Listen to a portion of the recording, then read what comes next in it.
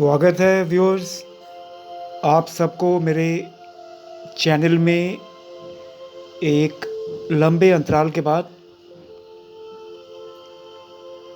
आशा करता हूँ आप सब मंगलमय होंगे और मेरे चैनल को भी देख रहे होंगे। व्यूअर्स, आज की वार्ता केंद्रित है कि व्यक्ति आध्यात्मिक उन्नति क्यों नहीं कर पाता। इस मानव जन्म में आकर अपना स्पिरिचुअल प्रोग्रेस फास्ट क्यों नहीं कर पाता। एक लंबी यात्रा आध्यात्म के लिए अपने जीवन का निकाला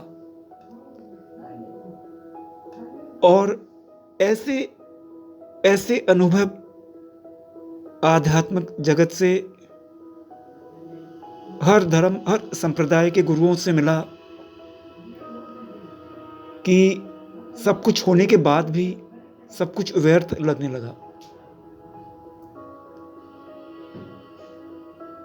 वो हिमालय की यात्रा जिसने कुंडली जागरण की प्रक्रिया में काफ़ी सहयोग दिया, जिसके कारण मैं आप लोगों के सम्मुख प्रस्तुत होता हूँ, वो आध्यात्मिक एहसास जिन्हें मैं शब्दों में व्याख्या नहीं कर सकता, चाहे मैं कितना भी शिक्षा प्राप्त कर लूँ। ये बात सत्य है, हर युग में सत्य रहेगी। जो लोग आध्यात्मिक उन्नति कर जाते हैं उनको दुनिया का कोई और रस अच्छा नहीं लगता। ये बड़े भाग्य फल, पुण्य फल होते हैं व्यक्तियों के जो प्रेयर करते हैं, और प्रेयर से भी ज़्यादा जो ध्यान की अवस्था में इसी जन्म में पहुंच पाते हैं, उनको मोटिवेशन मिलता है, प्रेरणा मिलती है, अदृश्य शक्ति, इनविजिबल पावर जो प्रेजेंस है हवा के अंदर, हर कोई नहीं देख सकता। जो इस मार्ग में जितना उन्नति करता है वो ही जान सकता है। व्यूअर्स, आध्यात्मिक उन्नति करने के लिए ये बात सत्य है कि आपके पूर्व जन्म के पुण्यफल काम करते हैं, इस जन्म के भी पुण्य काम करते हैं। अगर आप बड़ी पुण्यवान सोल हैं तो ऑटोमेटिकली चीज़ें, प्रेयर के लिए इच्छा शक्ति अपने आप ग्रो करेगा और कुछ सिद्धि प्राप्त करोगे आप। और सिद्धि प्राप्त होने के बाद कुछ शेष नहीं रह जाता, ईश्वर के तत्वों को जान जाता है। उसके आगे की यात्रा शुरू हो जाती है।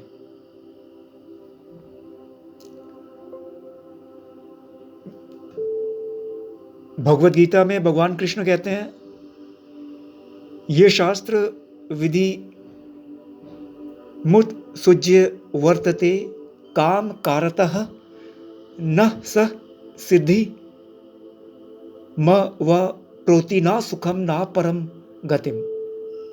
गीता का ये श्लोक जिसे समझ में आ गया, जीवन रूपी नैया पार हो गया। स्पष्ट रूप से इसमें कहा गया है, जो मनुष्य कामनाओं के वश में होकर शास्त्रों की विधियों को त्याग कर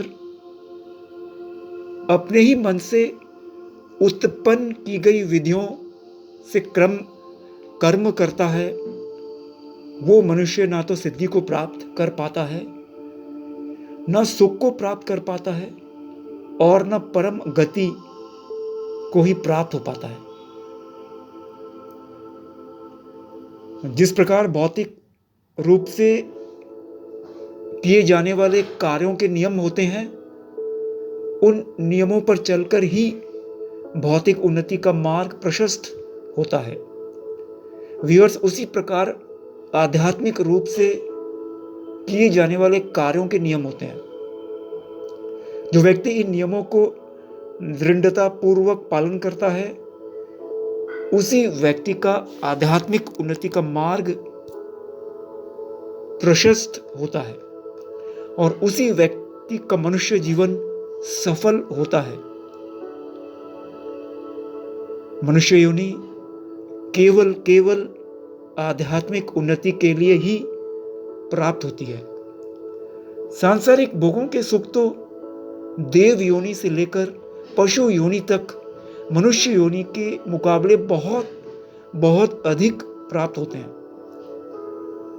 आध्यात्मिक उन्नति का मार्ग उसी व्यक्ति का प्रशस्त होता है।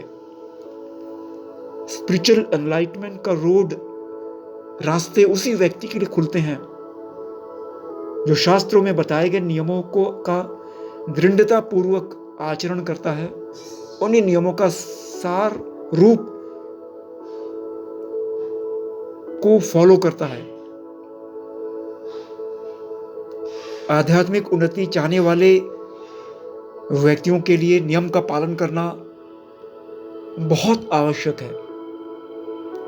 यह बात सत्य है कि स्पिरिचुअल ग्रोथ, स्पिरिचुअल प्रोग्रेस, आध्यात्मिक उन्नति व्यक्ति के प्रारब्ध कर्मों पर निर्भर करता है। पूर्व जन्म में जो व्यक्ति बहुत पुण्य करके आता है, उसका जन्म किसी ऐसे सत्संगी परिवार में होता है जहां उसको पहले से ही रेडीमेड सत्संग का माहौल मिल जाता है, या अगर माहौल नहीं भी मिला तो उसके संस्कार अपने आप प्रेयर के स्थल की ओर दौड़ते हैं। ये व्यक्ति अगर परम ईश्वरीय सच्चाई को समझ ले कि मेरा ये जीवन बहुत महत्वपूर्ण है और ईश्वरीय ज्ञान प्राप्त करना ही परम लक्ष्य है जिसके लिए मालिक व्यक्ति को भेजता है। विश्वास और धीरज व्यूअर्स एक ऐसा शब्द है जो व्यक्ति को काफी आगे पहुंचा सकता है। बिना विश्वास के चमत्कार भी नजर नहीं आएंगे। ये बात सत्य है कि जब साधना काफी आगे बढ़ जाती है तो कई चमत्कारी घटनाएं घटने लगती है।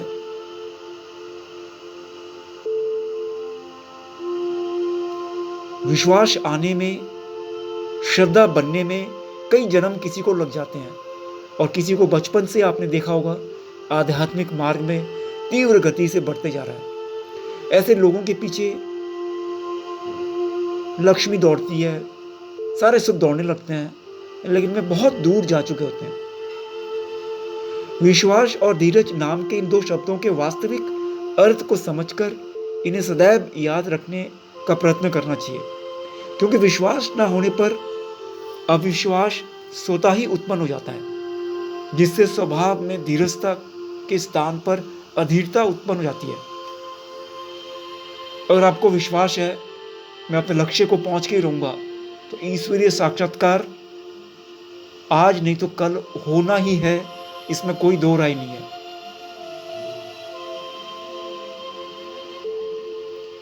जब भी किसी व्यक्ति से प्रश्न करें तो कम से कम शब्दों में करने का प्रयत्न करना चाहिए, और प्रश्न करते समय प्रश्न को समझाने का भाव नहीं होना चाहिए, केवल समझने का भाव होना चाहिए। क्योंकि समझाने के भाव से एक प्रश्न करने से अनेक प्रश्न एक साथ स्वतः ही आ जाते हैं, जिससे उत्तर देने वाला जब उन अनेक प्रश्नों का उत्तर एक एक करके देने लगता है तो व्यक्ति अपना धीरज खोने लगता है। इस कारण समझाना कठिन हो जाता है। जब तक पहले प्रश्न का उत्तर ना मिल जाए और संतुष्ट ना हो जाए, तब तक दूसरा प्रश्न कभी नहीं करना चाहिए, और जो भी उत्तर मिले उसे सहज भाव से स्वीकार करने का प्रयत्न करना चाहिए। क्योंकि सहज भाव से उत्तर स्वीकार न करने से व्यक्ति का अविश्वास स्वयं सिद्ध हो जाता है। किसी भी प्रश्न के उत्तर को स्वीकार करते समय केवल यही समझने का भाव होना चाहिए कि उत्तर देने वाला सही है। हो सकता है कि शब्दों की वास्तविकता अर्थ मेरी समझ में नहीं आया, बाद में एकांत में विचार करना चाहिए, क्योंकि एकांत में विचार करने से उन शब्दों के वास्तविक अर्थ स्वतः ही समझ आ सकते हैं। जब मन उसी स्वीकार करें तब उस उत्तर को स्वीकार करके उसे अनुसरण आचरण करने का प्रयत्न करना चाहिए।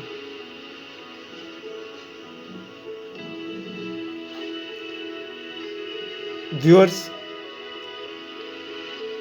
इन तमाम चीज़ों का अंत इन्हीं शब्दों में होता है कि आपको काफ़ी नियम पालन करके आध्यात्म रास्ते में बढ़ना है। बिना नियम के रोज रूटीन फॉलो करके इंद्रियों को कंट्रोल में करके ही सक्सेस को पाया जा सकता है। शरीर की समस्त इंद्रियों की क्रिया मन के अधीन होती है। मन शरीर के साथ ना होने पर कुछ भी समझना असंभव होता है।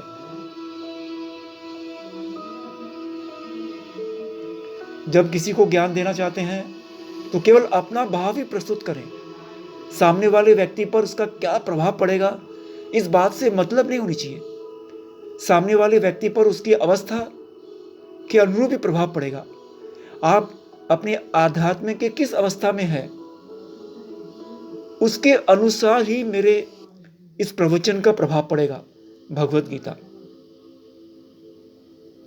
मैं ही नहीं, किसी भी प्रवचन का, किसी भी बात का, आध्यात्मिक वार्तालाप का प्रभाव व्यक्ति की आध्यात्मिक अवस्था के अनुसार पड़ता है। यदि आपने बहुत ध्यान, जप, इंद्रियों को संयमित करके, ब्रह्मचारी का पालन करके रोज ध्यान करते हैं और कुंडली जागृत कर लिया है या प्रक्रिया चल रही है, तो निश्चित रूप से मेरी आवाज का प्रभाव अलग अलग व्यक्तियों पर अलग अलग तरीके से पड़ेगा। आप स्वयं भी बात करेंगे तो आप लोगों का भी प्रभाव एक दूसरे पर अलग अलग पड़ेगा, क्योंकि सारे व्यक्ति इस जगत में, जैसे कि मैंने कहा, भगवत गीता में कहा गया है, आध्यात्मिक यात्रा के लिए ही आए हैं। कोई पूर्व जन्म का कोई संस्कार लेकर आया है, कोई आध्यात्मिक अकाउंट ज़्यादा लेकर आया है, कोई कम लेकर आया है। शक्ल से किसी को समझ नहीं आएगा। ये सारे आत्मज्ञान का विषय है। अर्थात वार्तालाप समाप्त करने से पहले मैं यही कहूँगा, आत्मज्ञान प्राप्ति करने की चेष्टा जरूर करिए इसी जन्म में, इससे पहले कि हम सब लोगों की दिया बुझ जाए, हम सब लोगों को पृथ्वी से एक दिन अलविदा करना पड़े। उससे पहले ही जब तप, ध्यान, दान, पुण्य समझने की कोशिश करिए कि पावर है। मैं फिर से बता रहा हूँ, शक्ति है। मैं पूरा शेयर नहीं कर सकता। एक लंबा समय हिमालय की यात्रा में जाता रहा, ध्यान के लिए घूमता रहा, काफ़ी लंबे समय ब्रह्मचारी व्रत का पालन किया, सिर्फ जानने के लिए। कुछ जानने के बाद कुछ और शेष नहीं रह गया।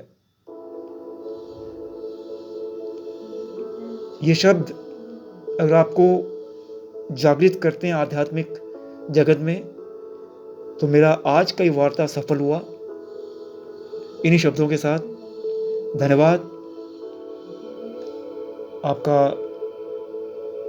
दिन मंगलमय हो, जीवन खुशियों और सफलताओं से भरे रहे। जिस प्रेरणा, मोटिवेशन से मैं बोल रहा हूँ, उसके पीछे मालिक, भगवान, ईश्वर, गॉड, लॉर्ड की बहुत बड़ी शक्ति काम कर रही है, जो गुरुओं ने दिया है। मुझे पता है ये वार्तालाप पूरी दुनिया में सुना जाएगा। धन्यवाद। फिर मिलते हैं।